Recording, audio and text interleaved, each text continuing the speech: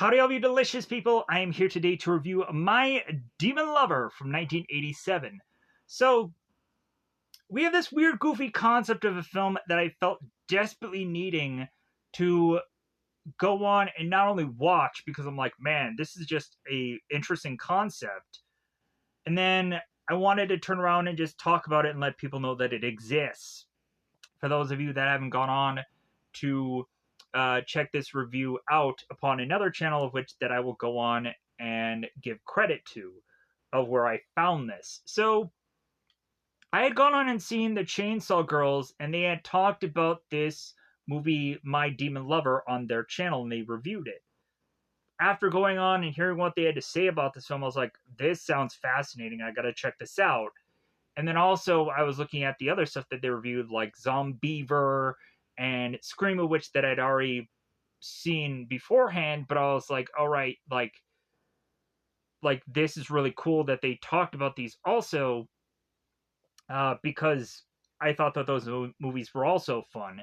So for me to go on and talk about this movie was because of them, so I want to thank them and say check out their content as well as also the ability to hopefully have me be able to sleep at night knowing that I at least said the truth of how I got this movie within a review. So now that I have talked about the existence of how I got this upon the channel and I am reviewing it, let's talk about the existence of concept of this movie. What is this about? So we would come across a homeless man named Kaz. And I know what everybody's thinking, dude, I've seen so many homeless men movies. Like, come on, hit me with some real steak. Hit me with some real spice. Come on, give me something interesting about this film. And so we have Kaz, who in his youth is to stumble upon a Romanian woman, because Romanian women are just so easily found within our world. And on top of that, we then come across this woman who is to be able to curse people as well, and she just so happens to be a Romanian woman. And that, of course, is where the course of not only Kaz's life, but then also eventually a girl named Denny's life is to change. And speaking about Romanian women cursing people, I have to go on and state that, like, that is probably not the freshest of ideas, because of course you go on and you have movies like Drag Me to Hell, you have Thinner, you have the Neil Patrick Harris movie Beastly, and these are body swap movies, but I'm going to mention them anyways because they feel fairly similar to this. Freaky and The Hot Chick are quite similar to this movie in some ways, as well as also me mentioning like the Daniel Radcliffe Horns, or also the movie that I've reviewed upon this channel, which of course is to be Don't Tell Her It's Me, slash The Boyfriend School, which if you go on and check that movie out, you might figure out how that movie is to be fairly similar to this. I'm sure there might be others that I might not be thinking about that might be fairly similar to this, but anyways, let me go on further and talk about this film. So, these two people's lives are to be changed because we come to find as Kaz and Denny are to become more and more romantically entangled. And Kaz is to have this secret of curse that is to more and more try and explain to Denny that he cannot go quite further within the bedroom business and be intimate, because when it seems that he is to be feeling horny, he is to be getting horny. And so that leaves our character Kaz with him morphing into this more devilish, demonic presence within front of Denny, and that leaves Denny, who has gone on to have so many other men in her life that had treated her wrong and stolen things from her, even upon a holiday celebration of days. And even furthermore, realizing that she may spend eternity without the love of which that she is to desperately want, to the point of her just realizing that no matter how bad it is to get with Cass, there is a kind of heaven and hell kind of thing about him that Denny is to try, Denny is to want to hopefully figure out ways to even come up with some kind of solution to get around the fact that Kaz does have this devilish side to him, and figure out a way to possibly still further and further progress their relationship, and hopefully come to find a way to cure Kaz's curse. And so that I just found fairly interesting about this film, and luckily I had figured out frickin' words to be able to put this all together. And while also there is this love between this two couple, there is also this killing spree going on as well. And we have this Mangler murderous character that is to also try to be figured out. And while that is going on, we are possibly thinking that the Mangler could be Kaz, and that is to be a kind of mystery to be possibly figured out within this film.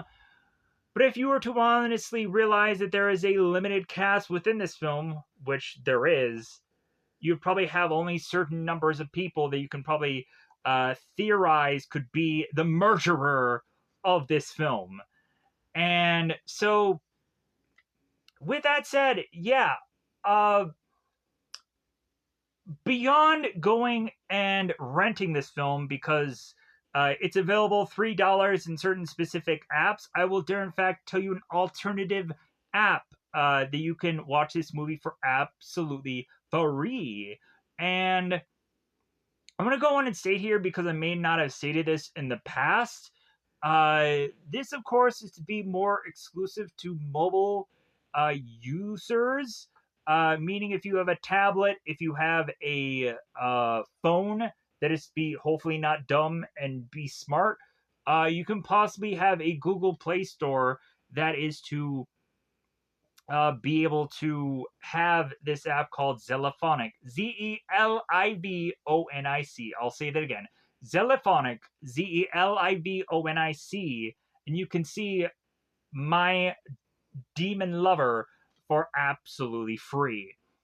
And with that, yeah, like you can see a lot of things that you probably wouldn't be able to see, because quite often there'd be several apps that you would have to pay X amount of dollars to go into, and you'd be like, why do I need to go to Paramounts or this or that when I can just go on and go into one app and just see everything? And that is, of course, to be similarly what Zelifonic normally provides most of the time, unless I'm to say otherwise, whenever I'm to go on and watch a movie or show for whatever reason. So, now that I've gotten that out of the way, what is the grading of this film? And then let me kind of break down this film a little bit more. I would say that this is a solid, good film. I really do. Like, I would want to go again and watch it again, even though, like, I know how all the movie is to be played out and this and that. Like, this movie was just a lot of fun and had a lot of goofy things in it. And really, I feel within the hour and 20 minutes that it is to be presented, like, I feel that it's not really something that you're going to be heartbroken via the runtime of seeing or not. regardless of how you ultimately feel about it. But other than that, I think it's in fact about that time for me to go on and break down this film in the way of which of me just talking about the whole film and possibly at some points just kind of yay or naying how I feel about certain portions of the film, as well as also me pausing this and getting all that stuff upon my phone to then be able to say words come out of my mouth. Because maybe I'll remember who exactly Sonia or Miguela is, or Phil, or whoever the heck else is to be a portion of cast upon this film. So, with that said, I would recommend you checking this film out, without a doubt. And also, if I hadn't gone on and already said a list of other films, more than likely there is to be all good reasons to probably check any number of those things out as well, because they might have been entertaining within me wanting to list them here. So, with that said, I'm going to double five this bad boy up. It's about that time, of course, yet again, to of course go into what is to always be called spoiler time. Spoiler time. It's about that time to spoil this movie. And with that said, as per usual, I'm going to pause this. I'm going to get my cast list and whatever I have as far as stuff that I can figure out how to talk about this film and wrap this bad boy up. So, let me know in the comments below if you were to have gone on and checked out this film and your thoughts about it. More than likely, you could probably have negative or positive things about it, or couldn't be bothered whatsoever of seeing it, and that's okay, because at the end of the day, I'm sure I will somehow come up with another movie or show that you may go on and actually justify seeing at some point. But again, at some point, I stated that I was going to go on and watch Hellboy the Crooked Man. I still feel like I'm going to eventually see that. And so, regardless of me consistently saying it in other videos and then me eventually reviewing it, I hope that is still going to happen. Other things that eventually will probably be in the future will be, I hope, things that I've kind of already finally going back into a lot of older stuff that I already knew I was going to get to and finally get to. And hopefully also find the things are actually popular upon this channel and seek them out. But without a doubt, let's pause here. Let's get to the breakdown. Alright, so spoilers, everybody. It's spoiler time. So, in the very beginning of this movie, we have Denny, who is just kind of going about the city. I have seen so many movies that start out this way. I don't know what it is about always these, like, scenery shots that always have to start a film. Like, man, you know what? I would actually love, like, a beginning of a film that starts off in a very unusual way than just scenery shots. And like, there's certain times where you all of a sudden just like have like a movie like Deadpool that all of a sudden starts with like this huge massive action scene. It's like, okay, what the heck is going on? And they need to like pull back and then tell you the story and then get back to that point. And I'm like, oh, okay, all right, yeah, like, but at least that's just kind of a creative way to just kind of open a film and what have you. But a lot of people slightly have a different opinion upon that kind of opening, because it's like, dude, that kind of confuses me, and that jumps around, and that whatever, and like, I don't want to get right back to where they already were in the beginning of the film, like, and so on and so forth. So we have Denny. She's going on. She's around about town, making her way back home to realize that things are starting to go missing within her place, going on and realizing, hey, that's my lamp, hey, that's my TV, to go on and then grab her, what is to be her boyfriend, Chip, and be like, well, hey, like, why is it that all these people, it seems, are trying to steal from me? And we further realize that Chip is to be a part of these men stealing from her and is to kind of blow her a kiss goodbye. I'm like, nah, like I'm taking all your and leaving, because more than likely he was probably casing the place and trying to get into this relationship so he can get into her things. So Denny and Sonia make their way back to, of course, Denny's place and look at all the birthday celebration decoration. And Sonia is to go on and be Denny's best friend. And it is kind of funny how they go on and have within this film Sonia that is to seemingly know what people are thinking, or also uh she kind of states early on in the film that she knows what men are thinking and this and that, and then rationally, when getting further and further the film, there is to be just kind of a loophole to that whole idea. But anyways, as well as early on, we realize this now, as Sonia is to go on and state that, like, well, hey, like, what is it that Chip was so mad about when he was to come home and find these uh, uh, birthday decorations and turn around and want to steal all your stuff because of all these being present here, and you going on and you celebrating his birthday. And Denny was like, no, like the celebration that is actually for my birthday because it's my birthday. So Sonia is Denny's best friend, and she didn't even realize that it was Denny's birthday. Wow, that's pretty cold. So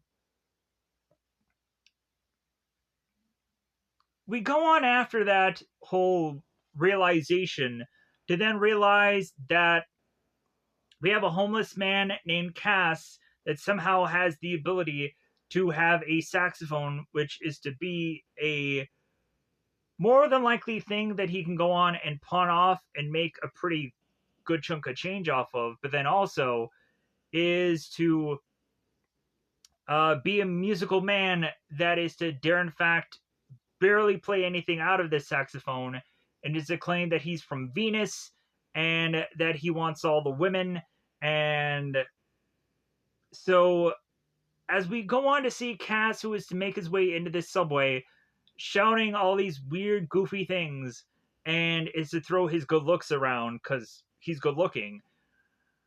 We then come to find that Cass is to stumble upon a woman who has this thing called cleavage, and he is to be looking at this attractive woman going, all right, and then is to seemingly not only be tempted to play his saxophone, but then is to open up his big teethus and find out that they are very much sharpened, very demonic like.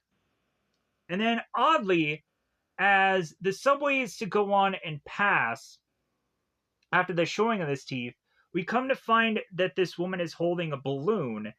And as the subway passes, not only does the balloon go flying, but then also the woman starts to drop, assuming that there is to somehow be a connection with uh, the possible cast being on the subway and this subway station woman dying nearby.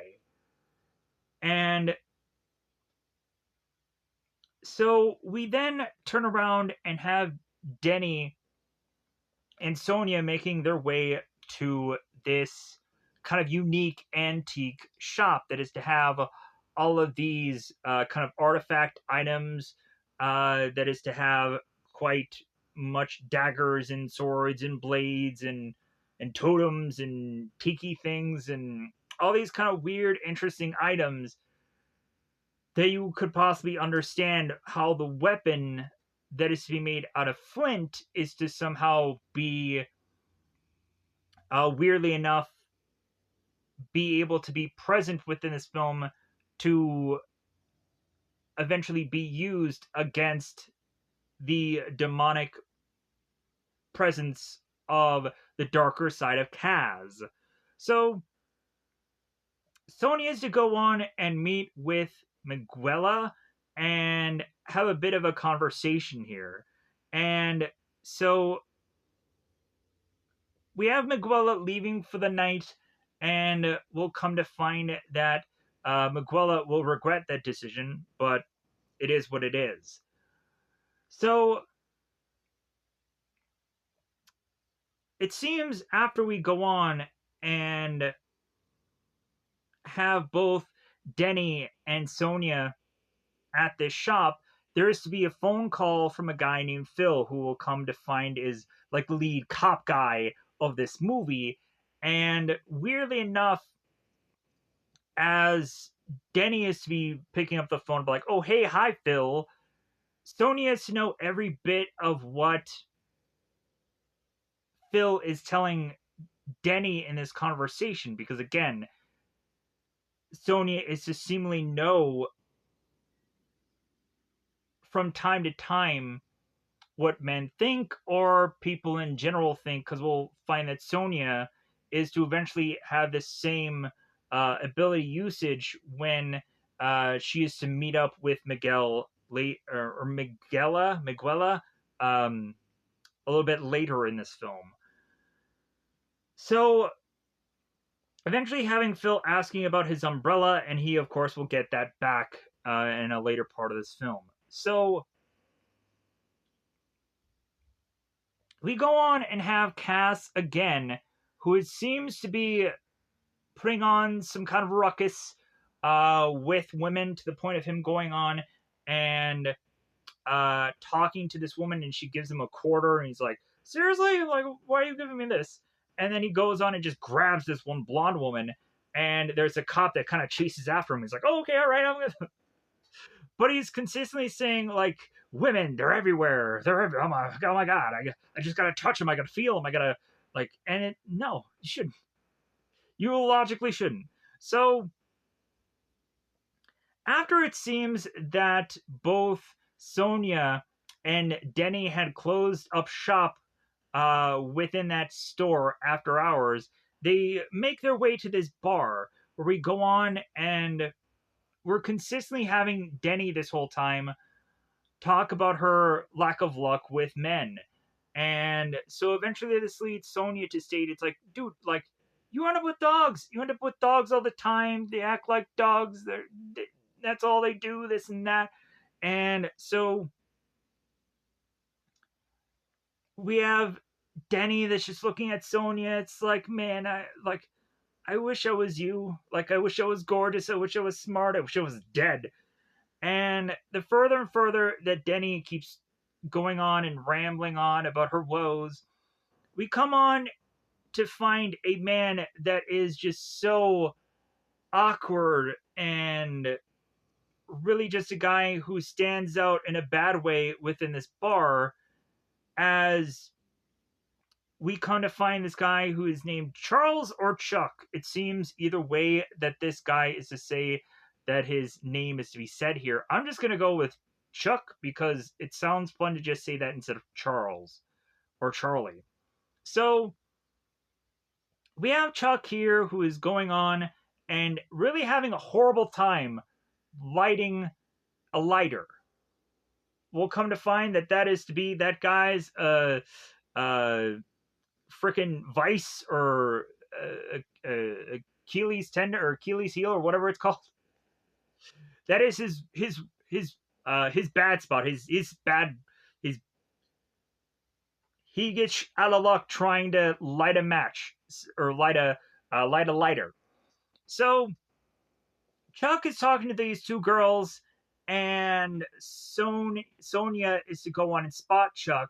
Like, oh my God, it's Chuck, that guy. And so then he goes on and she looks at Chuck, and Sonya's like, don't look at him. Like, he's going to think that you were looking at him, and that's going to, like, force him to come over there, which, of course, he does. So Chuck goes on and awkwardly introduces himself, as it seems that this guy is to be like, "Hey, Denny," and he's like dropping the drink all over himself. It's this guy Chuck here is freaking great. I like him for what he has to do here, and a lot of people be like, "Oh well, like, but the way like I'm looking at like what this character is supposed to be, not what all that he becomes in this film. Just let me try to be vague with that at least." So we have Chuck, he's going on and having this conversation with Denny, and all while that's going on, we have a guy named Fixer. His name is just Fixer. And so this other seemingly man of the streets, I want to try to, because I'm not quite sure if this guy is really just uh doing well, because it looks like he's doing well. So we have this man who is running this stand called Fixer's Elixirs, and he is to be possibly the assistant of Cass in this film, and eventually they become the best of friends. And so we have Fixer, who is to go on and try to be selling all these weird, uh, possibly snake oil things, or possibly seemingly more legitimate things of kind of unusual or unknown sources of how we obtain these things. Anyways, moving on. I've been talking about this too long. So Kaz eventually goes on and meets with this man, and Fixer wants nothing to do with Cass, as saying like, "Dude, you have a curse about you. Like, I want nothing to do with you." And the Fixer is to ask Cass, is like, "Well, hey, do you have any money on you?"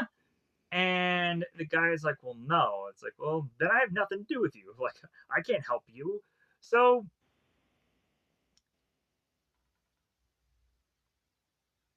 we go on to have Denny make her way home.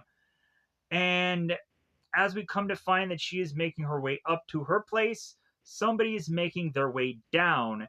And we would come to find that that is to possibly be the Mangler, who is to have this monstrous hand making its way down this rail to then eventually go on and attack this woman that was on uh, the sidewalk walking,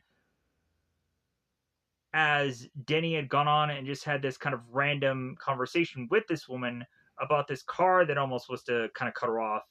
And Denny was like, "Well, hey, did you see that?" So, as it seems, there is to be yet another woman who is to have gone on to have been killed here. Here's where we come in with the guy named Phil, who is to be the detective, the officer. So, we go on and have all of these reporters that are hounding Phil, that are going on and asking him about like, "Well, hey, like, this isn't Halloween. It seems like we're having this Mangler guy go on and kill all these women and this and that."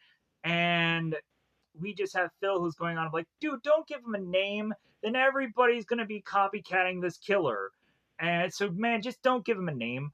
And if anything, that actually is the wrong way about going about a killer, like, should be getting a name, because in all honesty, from hearing from a bunch of uh like cops and this and that, if anything, it's actually more important that a like serial killer should get a name, so that way uh that it gives like these people even more of a reason to want to go on and like catch this guy, because like, "Oh yeah, like, have you heard about the Mangler? Yeah, I like I think it might be this guy." Like, it goes on and gets word of mouth about this person through this weird goofy name, that eventually is to lead to them actually catching the person in a lot of cases, it seems. So having a name upon a killer is actually a good thing, because there are some detectives that state that a case would go cold because the killer didn't have a name. I go on that rant of things, but it's true. Like I've seen, um, if anything, God, there was some celebrity guy that was on Michael Rosenbaum's podcast that ended up talking about it, and he had a wife that like kind of did that whole thing. God, I can't think of who he is though. Um, but so, anyways, we have Phil that makes his way back into his office to meet up with Sonia, and Sonia ends up delivering Phil back his umbrella, while also going on and talking about the fact that she is to have this ability, and I believe she ends up stating like there's possibly a way for her to go on and use this ability to maybe track down this killer of sorts. And Phil kind of looks at Sony. It's like, what? Like if anything, you're just kind of talking nonsense. You're talking crazy. And but it will be true. Sony will be helping out this case and possibly maybe want to go on and track down this murderous man. Uh, so we have Denny that is going on and eating at this food store, and is I think they called it a food store somewhere in IMDb, so that's kind of where I came up with this because I don't know exactly what it was called. Uh, but we have this food store, and this woman. It's kind of like it looks like a diner, and so this woman is getting all of these kind of vegetarian like foods, and it's kind of weird to see this kind of stuff in the 80s because you would probably see this much more modern day. But this one diner lady or waitress or whichever is going on and giving these people food, and one guy is going on and eating it, and immediately he croaks and dies, having a stretcher kind of wheel him out. And I guess it is just a very comical thing to be placed upon this film. So we go on to have Denny that is taking her weird concoction of burger and is to be standing or sitting outside and nibbling on it, taking a good huge enjoyment of it. And all of a sudden she is to see miraculously from out of the shadows a homeless man named Kaz that is to be seemingly waking up for his day and just stretching and just being like, yeah, like another day of the dumpster, another day of the trash, another day of just being having a weird concoction of bed that I am to sleep upon, and be utterly dirty and and which have you. Uh, but being weirdly and oddly refreshed by the weird concoction of bed that he is to have slept upon. So, moving on. So, Kaz immediately is to smell food, so immediately he is to beg for food, as he is to immediately see Denny to be eating what is seemingly a burger to him. And so he's like, well, how are you going to eat that? You gonna eat that? You? And Denny's like, just here, just take the burger. And so Cass takes the burger and bites into it, and he's just like, pah! It's like, what the heck was that? And so she ends up mentioning every single bit of fruit that is to be present upon her dress that Kaz has now ruined, and explains that it is to be a fruit burger. And so for a good chunk of the movie, we then have Kaz calling Denny Fruit Burger, because that is the thing that he is to at first know her for, because he doesn't legitimately know her name. But then the further and further that it seems that both Kaz and Denny are talking here, we then have Cass, who feels bad about what he had done with the food and the dress. And so he's like, well, hey, let me make it up for you. How can I pay you back for it? Can I give you a check? Can I give you a an American Express card?" And Denny is like, "I don't know if I want to get any kind of check or any kind of credit card from you." And he's like, "Oh, no, no, no. It's from some other guy." She's like, "No, I don't want any of that from you." So even if the burger, I think, was like $35, 35.99. So as it seems further and further, Denny is getting back to her home. Cass needs to figure out a way of how he can continue to be with Denny and keep this conversation going. And so eventually, we have Cass that is trying to go on and fake an illness, and Denny is thinking like, "Oh yeah, I should probably take care of him because he maybe got food poisoning from my burger, and I feel bad." And so Denny is trying to do the good thing and try to like maybe hold on to Cass, or maybe even try to figure out a way to like hoist him up and figure out a good way to like position Cass. And he is trying to just kind of stay where he is. And so the further and further that they're talking, we just weirdly and strangely just start to have Cass, who is starting to even grasp upon Denny and hold her, and to almost have this kind of intimate moment between her and him because he desperately needs it. But then again, that ends up having his face start to turn very demonic in ways of which that, of course, is to be cursed upon him. So Denny, after going on and being now with Cass, that she is not quite sure his intentions, as well as also the intentions of any former lover that she's probably ever had in her life, because she's picked a lot of losers. Denny is to start to be more and more just kind of afraid of the ways of which that she is to just clearly walk home at night. And so as she is to start kind of making her way home, she is to step a little bit faster. She is to go on and get to her door hopefully a little bit quicker, to then go on and stumble upon her former lover named Chip, that is to grab her because Denny had gone on and filed a police report against Chip. And it's like, "Well, hey, like, you filed a police report on me for stealing your crappy TV and this and that." And so this goes on to lead Denny try and go on and get away from Chip, which eventually has uh Kaz go on and surprise Chip and scare him, to then get him to run off and run away here, to where Kaz, who is now seemingly looking full on demonic, which, like, at first we're not clearly aware that this is absolutely Kaz, but then we actually have to just kind of make the clear consensus.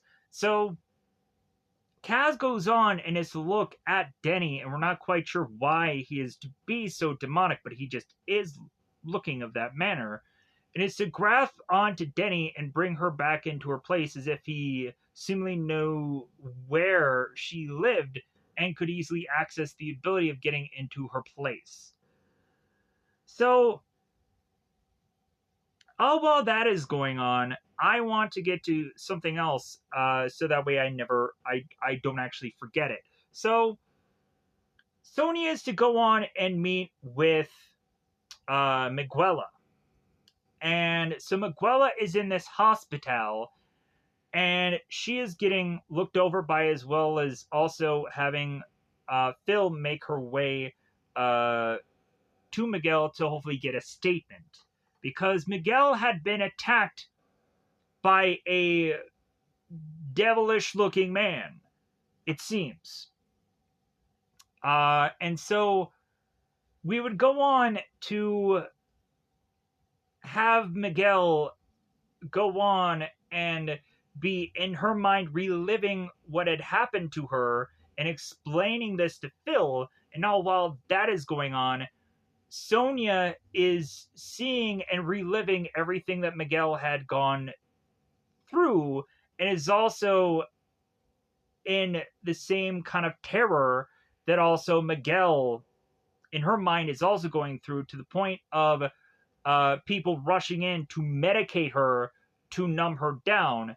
And so we find that Sonia and Phil are outside the hospital room, and Phil's like, "Well, hey, are you gonna be okay? You want me to drive you home?" And Phil is almost kind of pressing like Sonia to go on another date, and Sonia's like, "Not right now, like not right now." So back with Cass and Denny. So Denny is to go on and find that there's seemingly a man within her place or person. And when the light turns on, we come to find out that it's Cass with some coffee or tea. And he's trying to be so nice with her, trying to comfort her. And Denny is to start to realize, like, oh, you were the guy who saved me from Chip. And Cass like, well, yeah, I did. So Denny is going on and now trying to tell Cass here that she's a schlub, that uh that she's a woman of the 80s, and that she should not go on and be able to so easily just fall into the arms of another man that it seems that she is close to being. And Cass is like, whoa, whoa, whoa, hold the brakes here. Like, if anything, let me just go on and state that, like, hey, like, can I go on and kind of just sleep on your couch because I technically did save your life? And so Denny is like, okay, sure. Like, for the night, like, you can go on, you can sleep on the couch. And so we go on to have Denny, who is in her nightie, and she's kind of putting on a robe, taking off her robe, putting on a robe, taking off her robe. I'm like, all right, Denny, okay, all right. So we off in the distance have Kaz who are just kind of watching the show go on, and Kaz further and further is looking at Denny, and he's like, that's one woman. And so the further and further he is to look, the more he's regretting that he is looking, because all of a sudden he is to start to grab onto his head and push his body, and all of a sudden his body is to start to change and morph, forcing him to rush outside to then hopefully be able to uh, succumb to more pure thoughts to avoid a full transformation of a demon within Denny's place, and unleash his secret far too quickly within this film. So we go on the following morning as Kaz is seemingly on the couch back within Denny's place. And so eventually this has kind of the two of them come to some kind of conclusion that Denny is to think with Kaz, like, well, hey, like, how about we go on and, like, how about you and me, like, how about we really just kind of do something, like, with this? Like, how about we go on and uh, like, have a relationship and this and that? And Kaz is like, well, that's probably all good and great and all, but I've never really had one of those, and I'm not quite sure what that exactly means. But then also, like, the whole sex thing, like, I can't do it, think about it, or even look at it, and so Kaz is just like I can't really have like an intimate relationship with you, but like being on your couch, that's great. Like like kind of just being with you in one way or another without the intimacy like that, like that's great. And so like, can we just be friends? Like what does that mean? And so Danny has to go on and be like, well, yeah, we can just kind of be in a relationship and just kind of, just kind of hang out in this. So they go on and we have this whole huge montage of them going and them playing in this playground, which I thought was kind of weird, but then also this kind of cute, fun moment. They have ice cream together. They go on and they're even dancing and saxophoning together and so on and so forth. But again, this is to just consistently all lead to the possibility of Danny and Cass eventually going on and possibly having the sexual relationship between the one another. So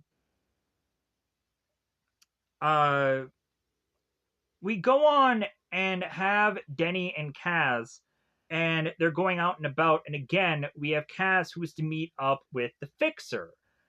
And so Cass is to go on and hope that there is a possibility that the Fixer can go on and actually fix Kaz's problem.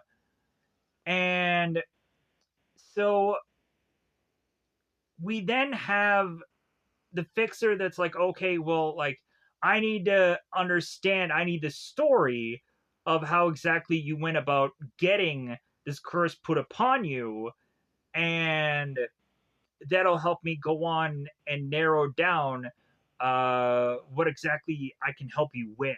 So, weirdly, all of a sudden, the Fixer is to go on and put out this weird kind of magic ball of a thing, and it looks like a doorknob, but it's like his crystal ball. And he goes on and sees within this vision within Kaz's past that he was to have gone on and played this kind of spin the bottle 7 minutes of heaven with this young girl. And this girl's mother, who is Romanian, found out about them locking lips.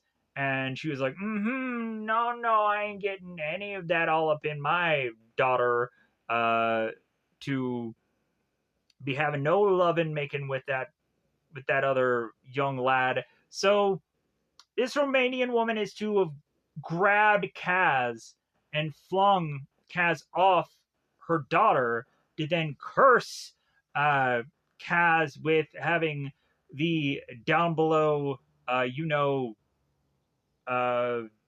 devilish problem. So we go on to then have the Fixer realize that Cass has to go on and show where exactly the cursed mark upon his body is to be, and it is right by the down belows. And so Cass is just taking off his pants right in front of the public of life, and so that is when, of course, we then have the Fixer realize, like, well, hey, yeah, like, when you get horny, like, you'll get horny, or when you feel horny, you'll get horny. And so he goes on and states to Cass that it's like, well, the only way that you can go on and relieve yourself of this curse is by doing something noble.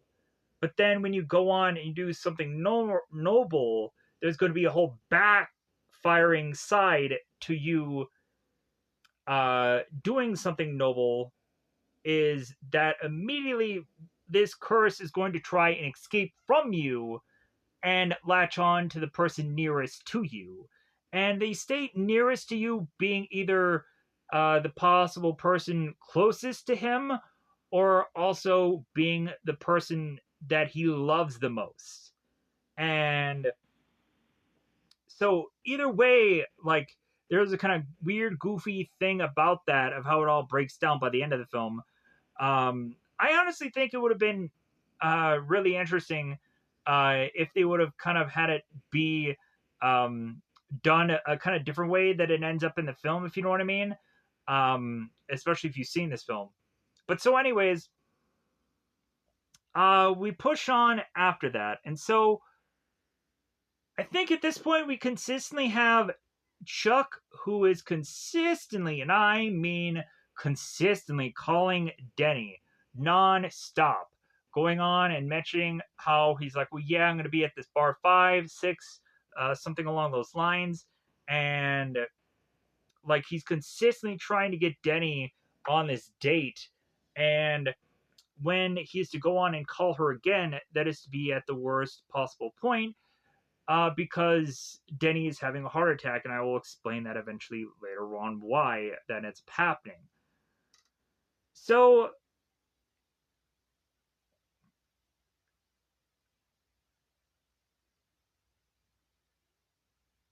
we have Cass and we have Denny, and so Denny goes on and makes her way home to come to find that Cass has been uh, wanting to do something nice for Denny, and he is to make a planned birthday party for her, not on her birthday. And like, I thought it was so like though it was so, I don't want to say cute, but like I love the whole like pizza with the candles on it. Like that was really cool. I really liked that.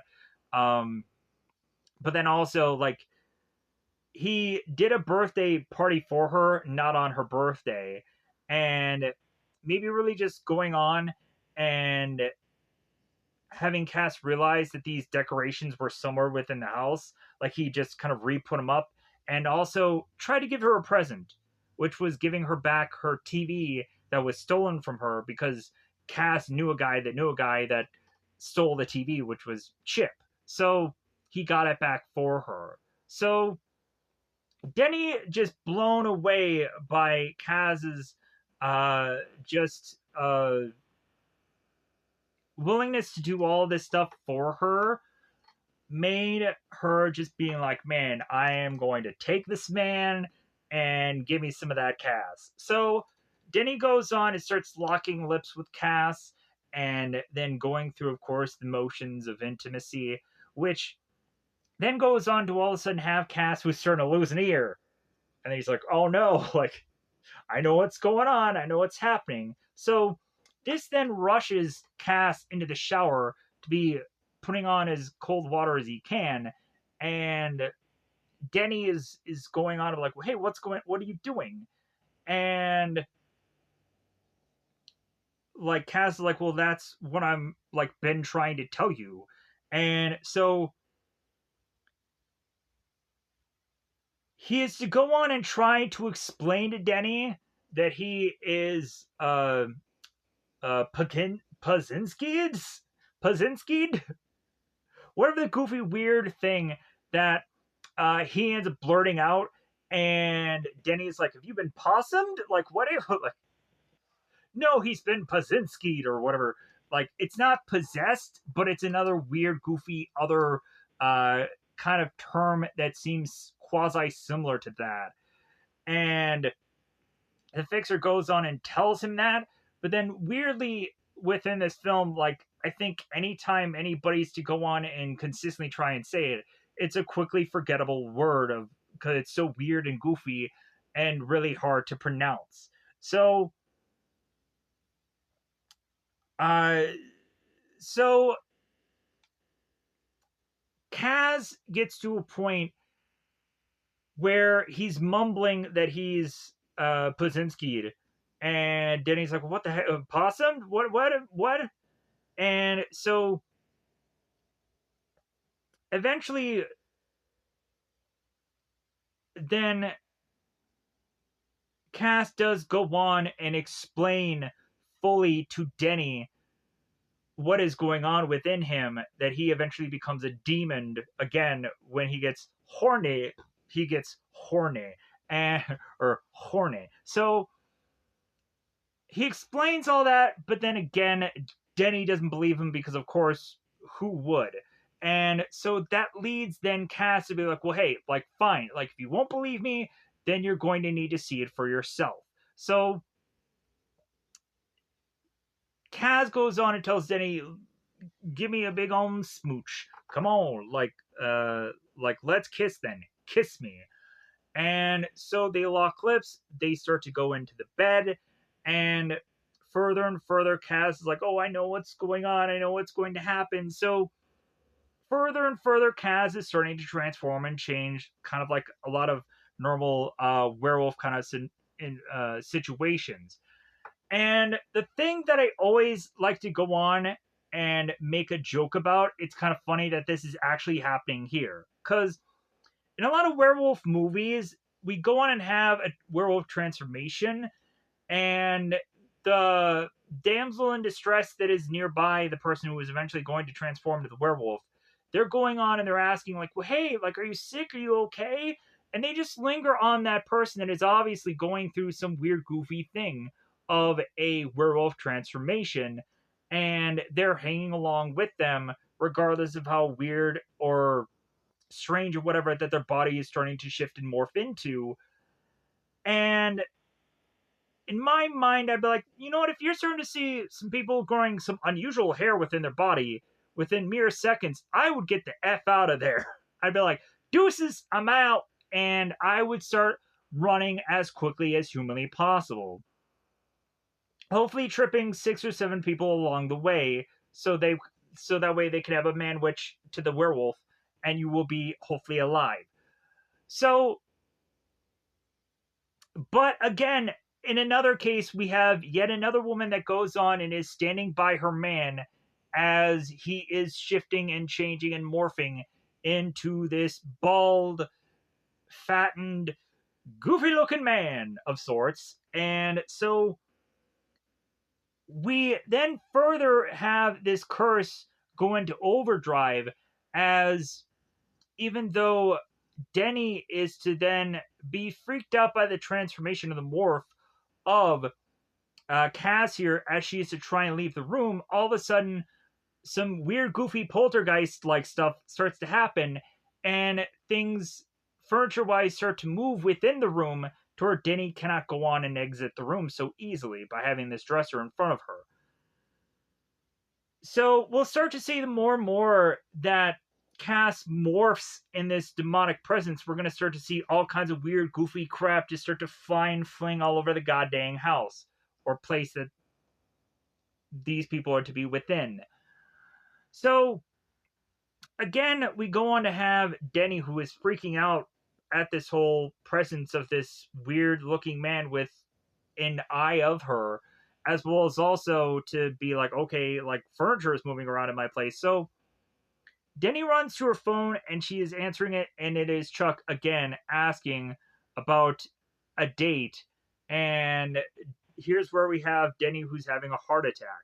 So weirdly goofy Kaz is turning into a dog and sniffing and whiffing and getting a whiffy stiffy, who knows, and goes on to leave outside of said establishment through this window and vanishes. So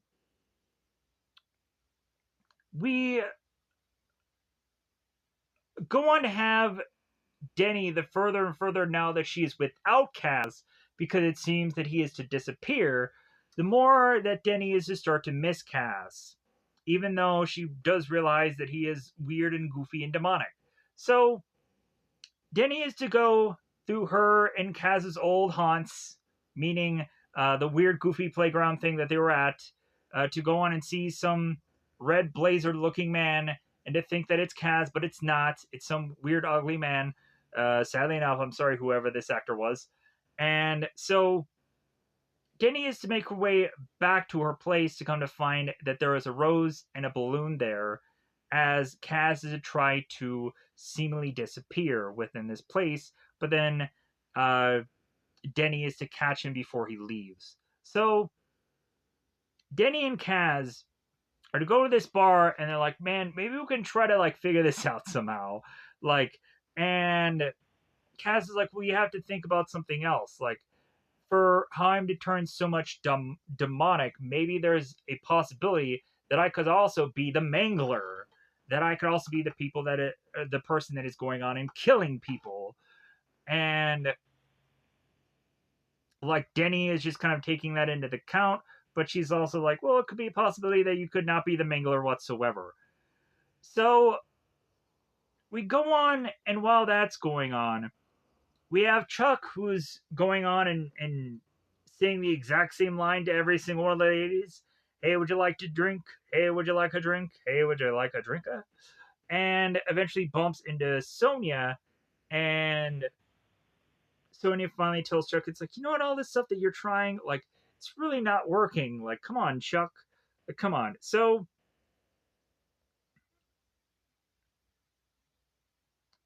Chuck is like, well, what do I do? And it's like, well, change. Like, and don't run away this time. So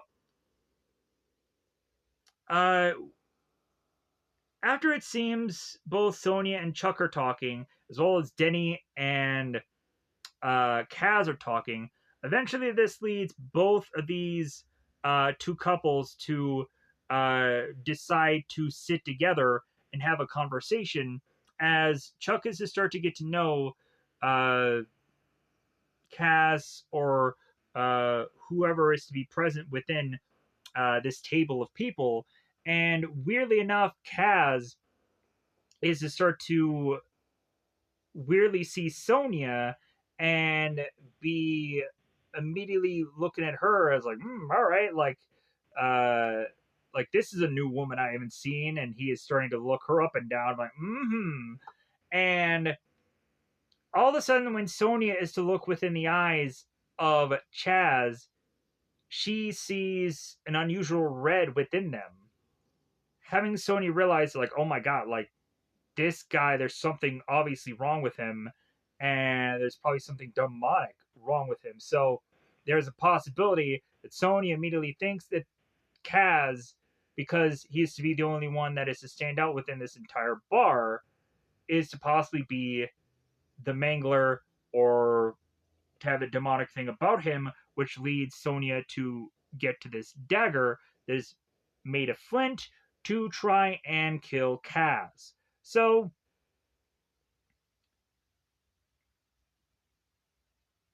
we go on after that, and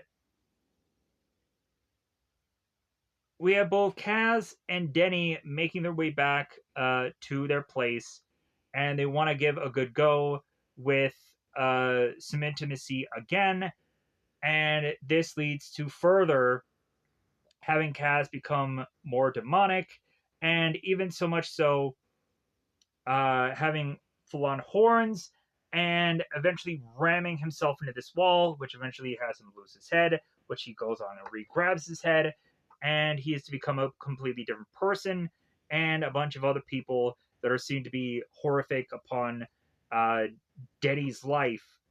And Denny is to be so much upset with these people that she rams what is to be this altered version of Cass into this wall, which weirdly all of a sudden has this Cass alternate person kind of turn into a crushed pumpkin head, which all of a sudden is to be just us seeing this person from like neck down, sitting down on the ground.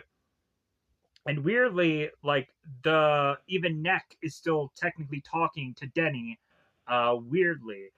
So then all of a sudden there's an explosion that goes off. Denny is thrown back. Her face is all smutted. Cass uh, reappears, and his face is all full of smut, and there's smoke all around. So Chuck and Sonia make their way to Denny's place, and Sonia runs to this phone booth and is to say that she's in danger, to get Denny outside of the apartment so Sonia can rush in and try to kill Kaz, as while Denny is making her way outside of this apartment, and Chuck is to greet her and chloroform her, and we come to find out that Chuck, of course, is to be the Mangler, and he is to go on and have weirdly this like demonic hand, which ends up being a glove, but then also he is actually a demon himself. So I'm like, why does he have the glove? why is it? What is the glove for?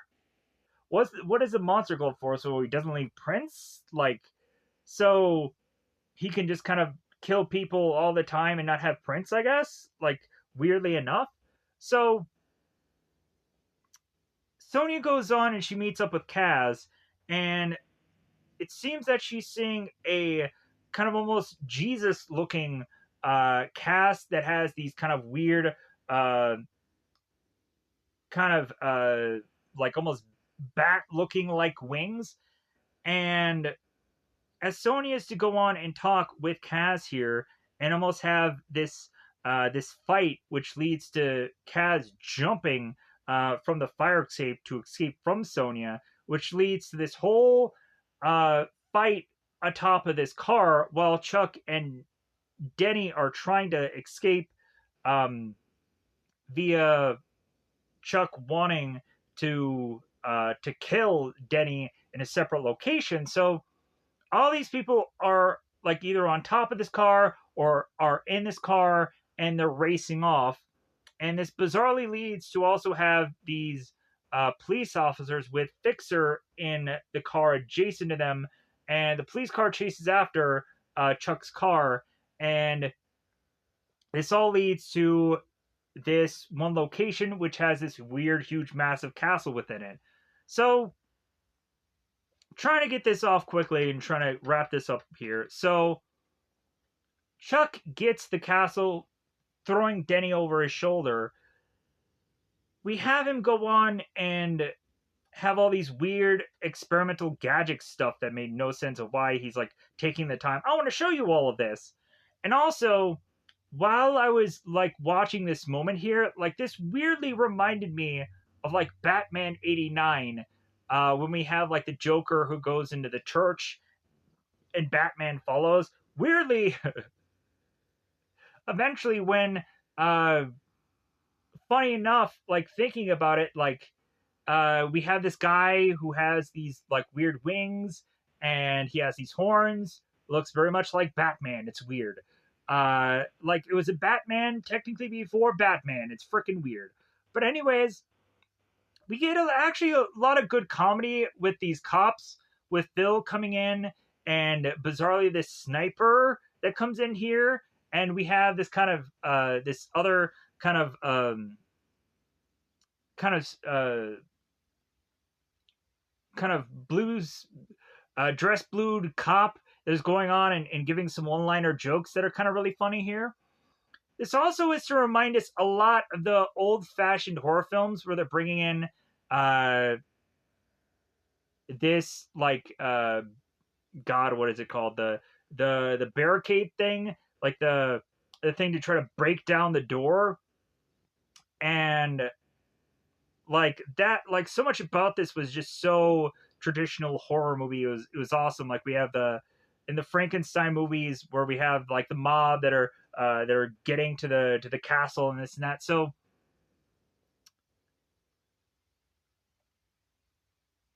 we have Sonya that is realizing that uh that within the conversation that she's had with Cass, that he's a good guy.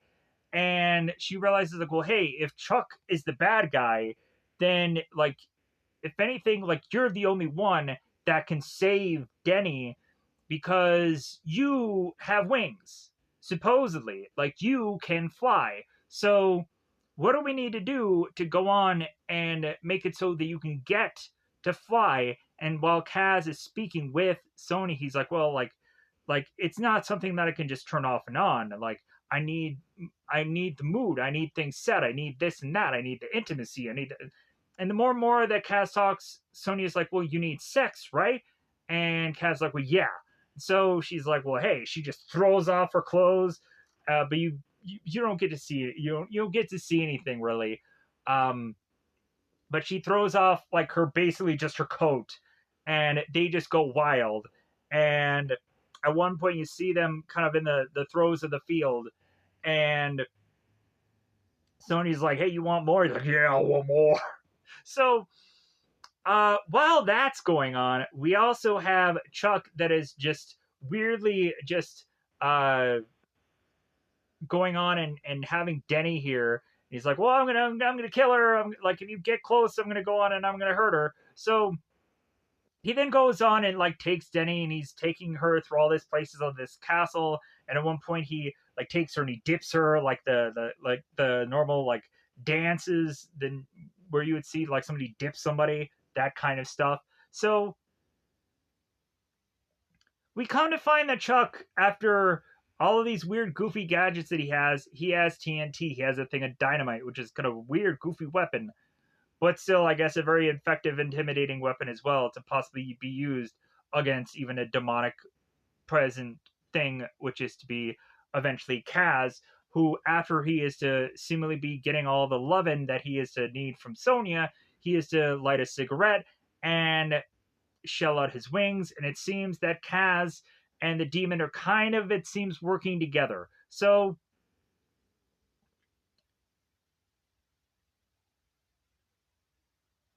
we have Chuck that is trying to light this dynamite, and Denny is trying to blow it out. Like there's some goofy fun here, and also we weirdly have this sniper that is weirdly trying to get onto this tree. It's freaking hilarious. So as why did I say Nathan? As Kaz is to finally make his way to meet up with Chuck and Denny, there, of course, is to uh,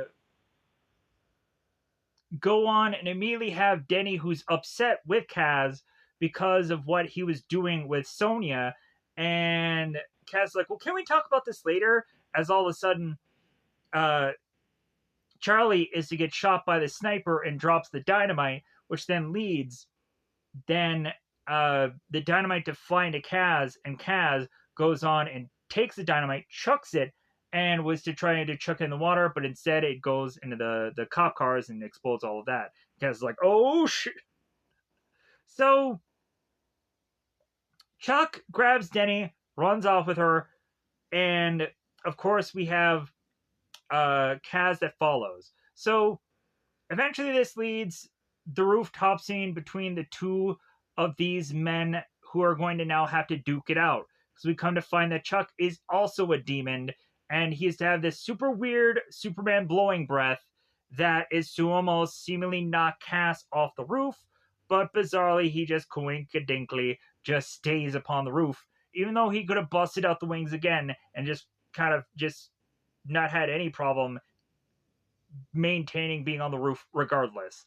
So if Chuck didn't blow everything that he could blow within this scene here, he then all of a sudden is to take his hand and is to blow up his face, so much so that we finally get a reveal here of what Chuck is to look like as a demonic person. So we have this really cool, fun battling it out with uh, Chuck's demonic side going on and using all this lightning, and then Denny and Sonya are trying to go on and say some things seductively to Kaz to try to get him to get more motivated here about the girls not having underwear on or this or that, or like just making him think about underwear and this and that. So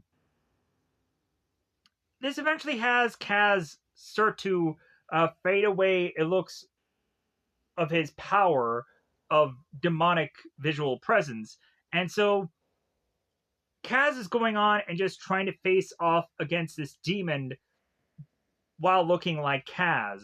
So Kaz is trying to do everything. He's even calling for BB, the girl that eventually, with locked lips, eventually led him to get cursed, and he is calling out for her bizarrely to help him. I don't get why.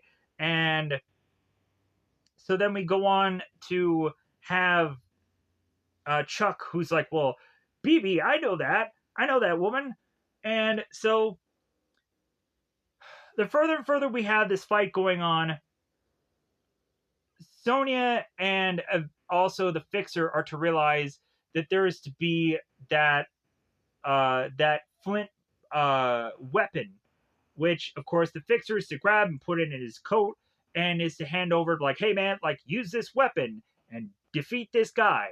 So uh Kaz is to get the weapon, but he's kind of in an odd position, and eventually we have Chuck the demon who is to grab on to Kaz here, and this is the perfect time for him to stab into this demon, killing him off, which eventually has Kaz go flying, and the Fixer is to grab onto him like, hey man, I'm not gonna let you go. And so we go on, and after that have the cop was like, okay, like all is well, everybody leave, like. And so we then have Denny and Kaz, who are the only people left, and all of a sudden Kaz is to go from his former hobo-ish self to now wearing bizarrely a tux for some reason. I don't know. I don't quite understand why. And so we then have to realize that the curse is now broken, and that Denny and Kaz can seemingly now go on and be able to live their lives because Kaz realizes that the curse is broken. But Kaz is also worried that there's a chance that Denny may have gotten the curse because it's the closest person to him. But we come to find out that instead, that the Fixer is to go on and get the curse instead, and he is to have these red eyes and these horns, and he's to be chasing this cop. And it's like, okay, so it was the person physically close to him, not the person who is the love of his life close to him. So the two of them make their way home, and they make babies. They freaking go at it like it's no tomorrow. And like all we really see is just the curtains flowing down, and that's how we end the film. Like I would have thought there would have been one last like scare or something like that this movie would have done, but it didn't. So I'm gonna get that out of here. Goodbye everybody. Goodbye everybody. Yeah, like if people are looking for a movie with skin, I'm sorry if I never went on and said that at all, whether it had or didn't have that, because a lot of people could be just like, hey man, like, is there actually like, no, there isn't. I probably should have said that way earlier because I think a lot of people tune into these kind of reviews weirdly to know if that exists within a film. Because Ollie, I think some people are kind of looking for that kind of stuff, and especially with this kind of like theme of a guy who, when gets horny. Like you would assume that there'd be skin in this movie, but there really isn't. Like they try to taper or tailor back to, of course, not deliver the goods, I guess. But anyways, I don't think I would want to go on and have this movie get remade because, in all honesty, I think that it would just be some raunchy, stupid thing that probably wouldn't be as good as the original. Yeah, like we would probably have a ton of advancements with makeup effects and everything of that. But really, I don't think they could have gone on and possibly given us a better kind of film without it coming off as like too far into like showing way too much skin and being way too stupid and goofy, and probably ending up picking like the main male actor would probably end up being like some goofy like Jack Black or Kevin Smith or, or or Kevin James or whoever, that eventually probably would not make a real sense for that actor or whatever to have gotten picked. Or more than likely, it would be kind of interesting to have like gender swapped this movie, um, or maybe done something different like that. But uh, really, again, that could all just have been called Maleficent. I don't know.